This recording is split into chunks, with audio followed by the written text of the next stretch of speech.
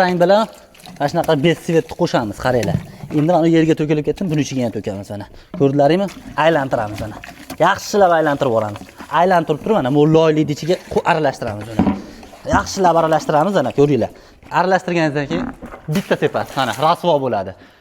Rasvo bo'ladi, xuddi shunday qaranglar. Bunaqa qilmanglar. Seping suvni.